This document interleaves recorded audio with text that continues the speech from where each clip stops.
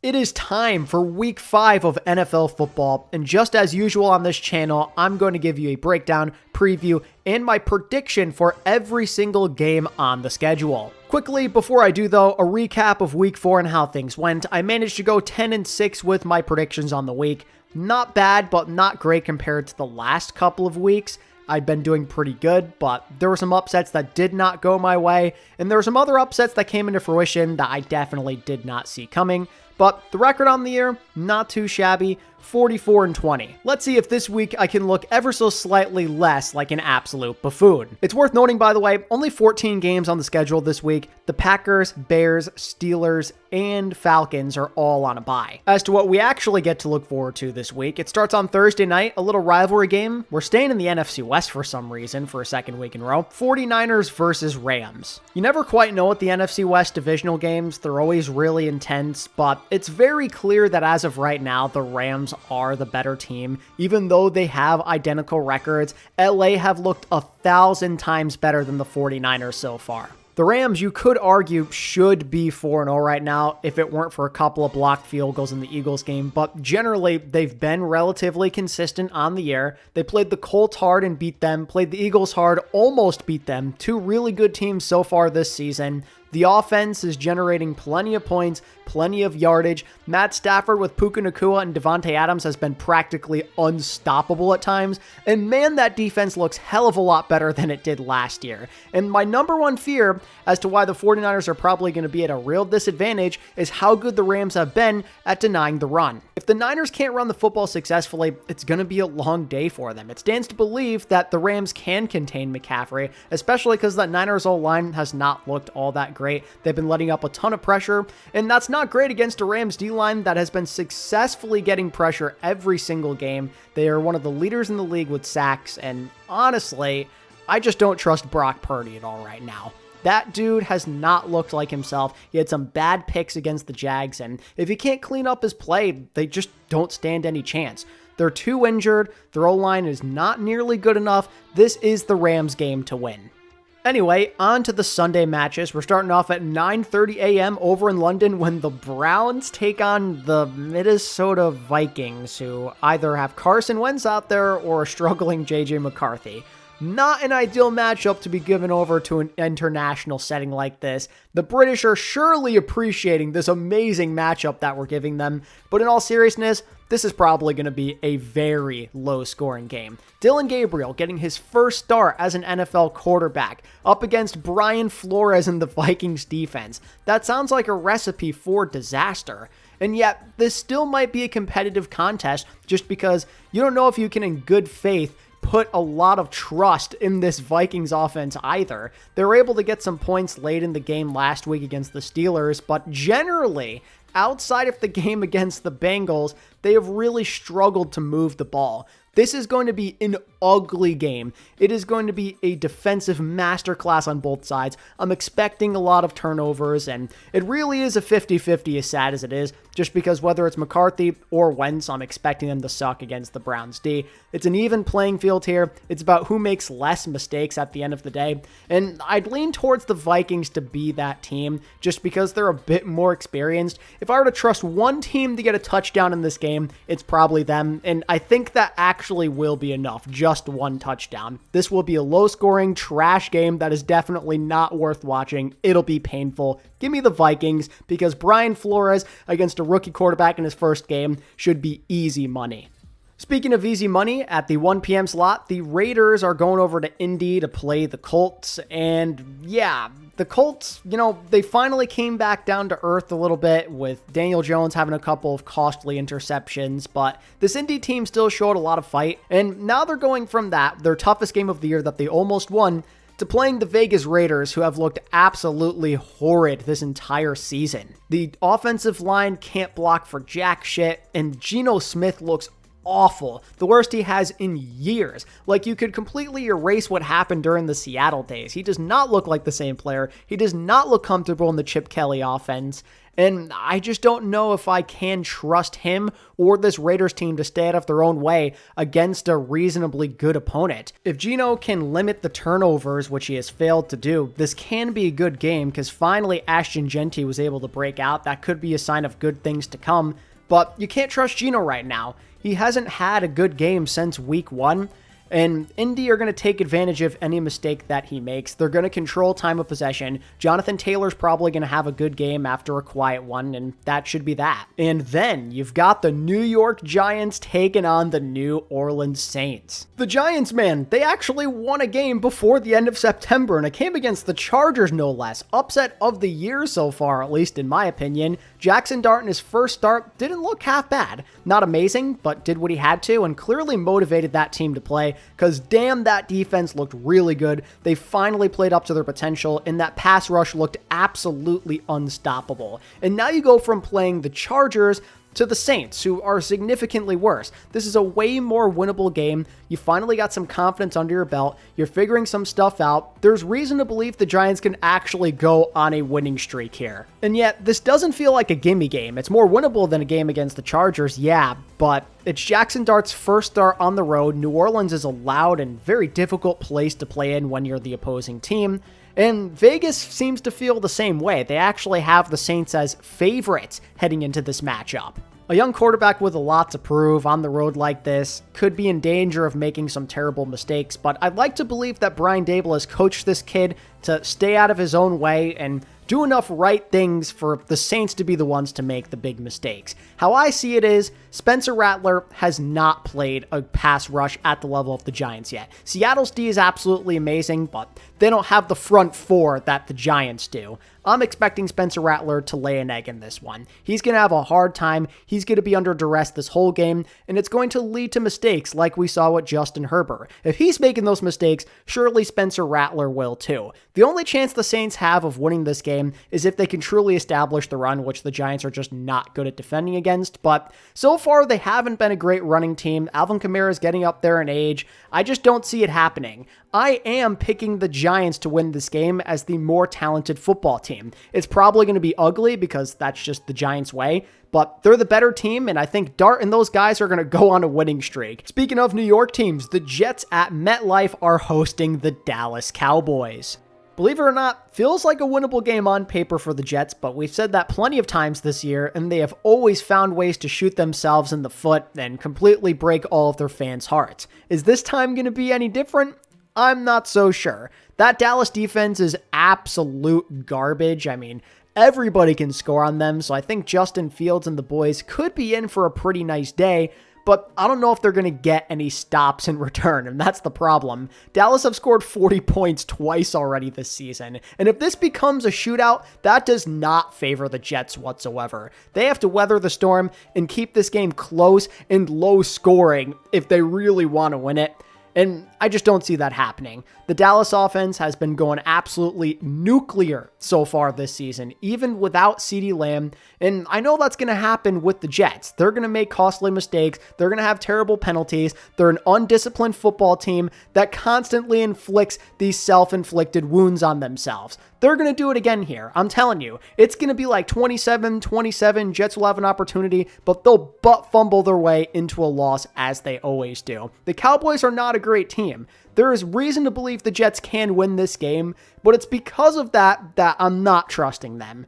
I cannot, in good faith, pick the Jets to ever win a game if it's going to be competitive. They've got to blow somebody out, and Dallas is not the team. Next up, the Denver Broncos travel to Philly to take on the Eagles, and I won't lie to you, Philly do feel a little fraudulent to me. They are undefeated, and I think until proven otherwise, they're still the best team in the NFC. But it hasn't always been pretty. I think for the most part, it's actually been somewhat ugly. They've just been squeaking out games by the skin of their teeth, and recently, they have not been able to put together good games from start to finish. Only in halves. The second half against the Rams, they were great, but in return, in the second half against the Bucs, they were terrible and almost blew a lead. It's just not a consistent way to have winning football to me. but they happen to be playing the Broncos, who I'm not totally in love with. I do think that they're better than what their record indicates. They've been a very competitive team, but this Broncos team has found ways to lose over and over again. And forgive me if I'm not impressed that they blew out the Bengals, who are probably the worst team in the league, not named the Tennessee Titans. The Broncos defense is still nice, but Bo Nix has been very underwhelming so far. He's taken a couple of steps back. He's turning the ball over too much for my liking. And again, the Broncos have failed to execute in the late game scenarios. They should be 4-0 right now, but self-inflicted wounds have destroyed any chance of that. And this is not the opponent you want to be playing when that's what you're known for. The Eagles, who love to squeak by and find ways to win, versus a Broncos team that always finds ways to lose. It just feels like this game is destined to go down for the wire, just for the Eagles to pull it out in the end. I got Philly winning this one. They're just a better team. Up next, oh boy, the Dolphins versus the Panthers. What an exciting matchup we get to look forward to here, ladies and gentlemen. The Dolphins, if we want some type of positivity, actually won a football game. They beat the stinky Jets, but they're still able to do it. They're able to run the ball well with A-Chan, but in return, they have lost Tyreek Hill for the season, and obviously that doesn't help when they're already pretty limited on that side of the football. But maybe a chance to get a winning streak going here and get back into the race. They're playing the Panthers, who have been really, really bad. A very strange team to watch. One week they stink, then they blow out Atlanta 30-0, and then they stink again. If I'm being for real with you, the defense has been abysmal. They can't seem to move the ball with any consistency, and the special teams has been putrid. This Panthers team is a complete mess yet again, and I don't know if there's any saving them at this point. But again, they have shown signs of life. We saw it for half a game against the Cardinals, and we saw it happen in the Atlanta game as well.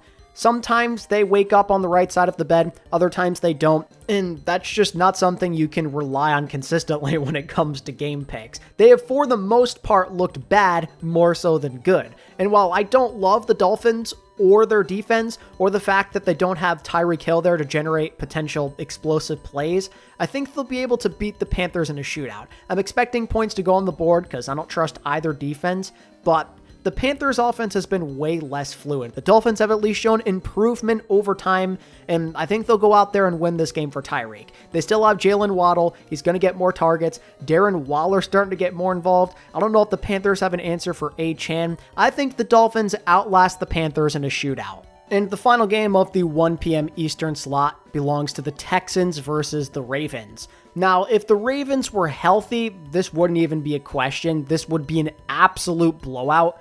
But the Ravens have sustained a ton of injuries on defense, and most importantly of all, Lamar Jackson will be out with a hamstring injury. He just will not be ready to go in this game, and without him there, it's hard to imagine the Ravens can do much of anything. Cooper Rush, maybe with a week of preparation, can be okay. He hasn't been the worst career backup in the world. He's actually won some games in his career, but that was a long time ago, and he hasn't looked all that great since, and it's obvious the Ravens are going to be depending on their run game heavily, and while Derrick Henry can carry a team, that is a proven fact, this Texans defense is solid, and I think they will game plan accordingly to shut that down, and it'll be a rough day for the Ravens offense. And the Ravens defense, it was already really bad with the starters, but it seems like some of those guys will probably be out with injuries, so the Texans should be able to take advantage. That offense is really, really bad, so there's a chance this game ends up way uglier than it should be.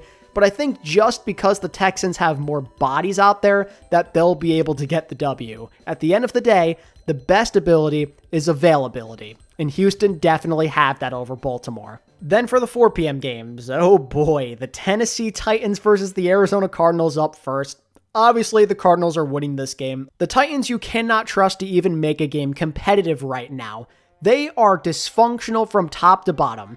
They can't coach. They can't game plan, they can't even make field goals, they can't block for their quarterback, and it's to the point where Cam Ward, after 4 games in the league, is already calling his own team ass. The Titans can't score points, man. They're awful. The Cardinals are winning this game by whatever the hell they want, and that's all there is to say. Now for a more interesting game, the Tampa Bay Buccaneers versus the Seattle Seahawks. Both of these teams sitting pretty at 3-1 right now. Seattle, they forged an identity off of a great defense and a scrappy enough offense to keep them in any contest, While the Buccaneers are just running on rocket fuel. They want to go, go, go. They make every game entertaining. It always comes down to the wire, but Baker and those boys are built for that moment, and they've looked pretty good doing so far. They almost came back against the Eagles after a really bad start, and I'm expecting them to come out and play a more complete game against Seattle. But it is worth noting that Tampa is pretty injured.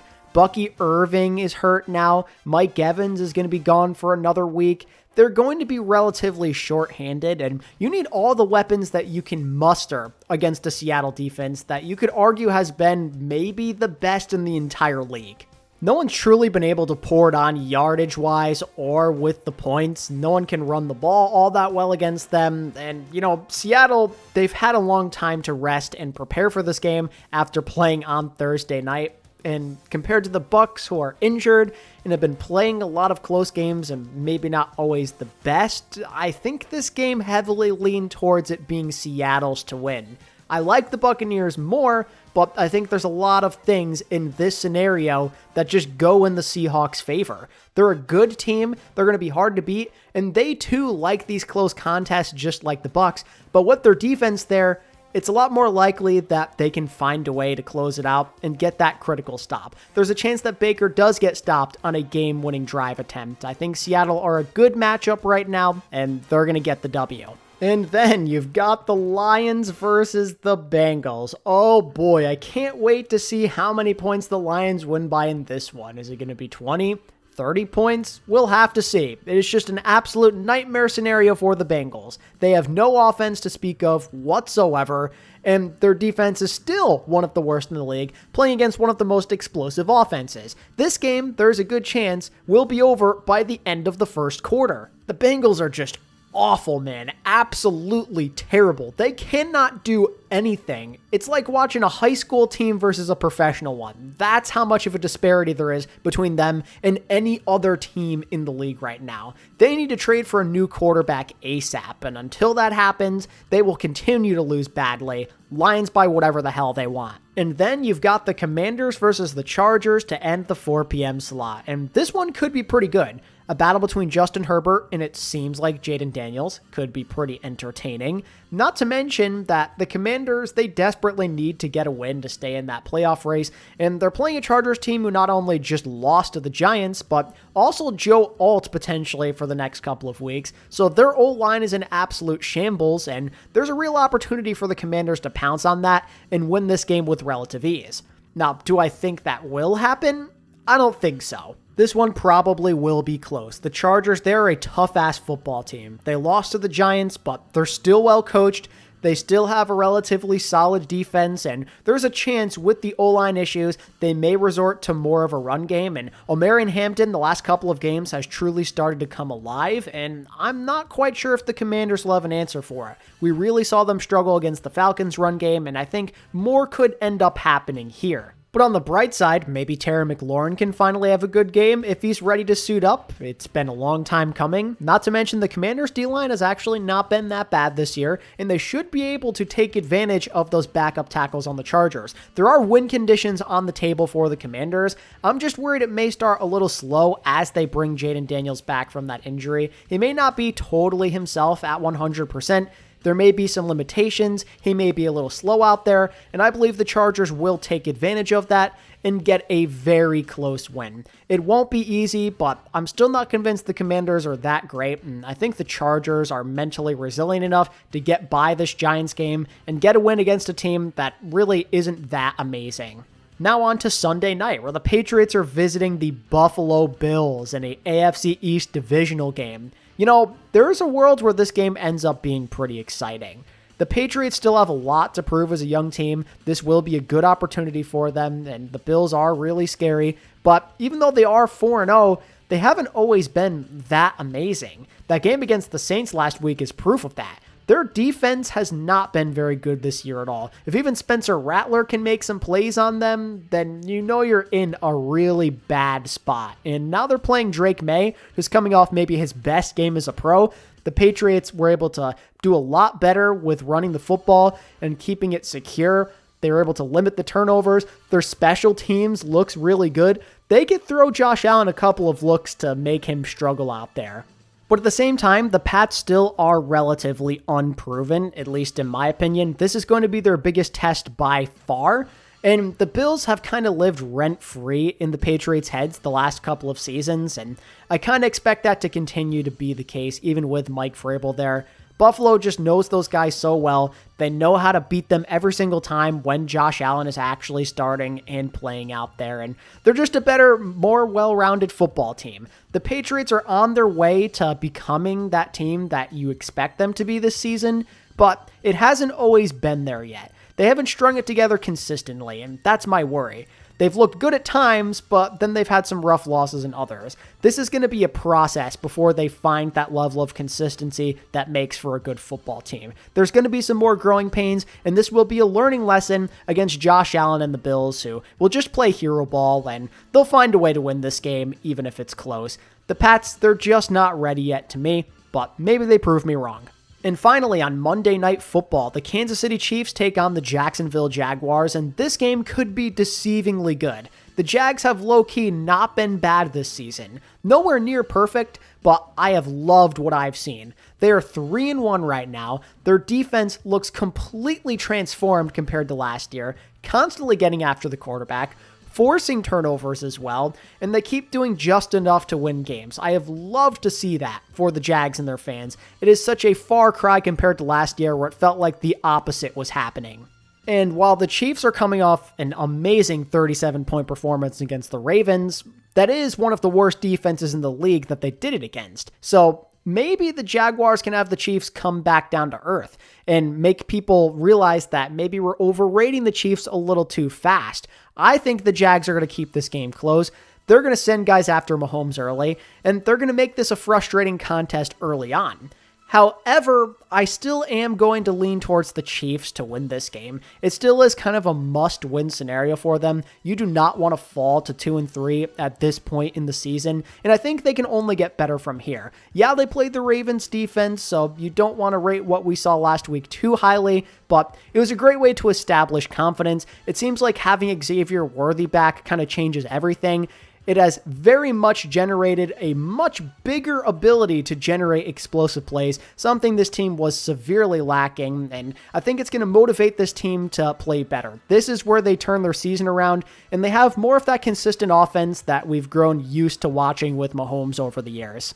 Definitely won't be easy. That Jags defense is scary. They're going to frustrate Mahomes at portions of this game, but I think the Chiefs will persevere and get a close win here. The Jags are in a similar boat to the Patriots for me, where they are getting there. They've gotten some big wins under their belts, but I'm not sure if they're ready for a test like this, a Chiefs-level test. This is a completely different level compared to any other team they have played so far this season. And hey, if they play well and or win, I'm going to be much more inclined to pick them in a lot of games moving forward. But for now, this is a prove-it type of game for me. I think the Chiefs are a better team, and they will show it on the football field with yet another W. And that's going to do it for my predictions for Week 5. Let me know what you think down in the comments below and who you have winning the games this week and what your best bets are. I'd love to hear from you. I don't know if there's going to be a lot of good games this week, but at this point, we can only pray to the football gods that we get some more madness. Like the video if you enjoyed, and subscribe to the channel as well for more weekly NFL predictions.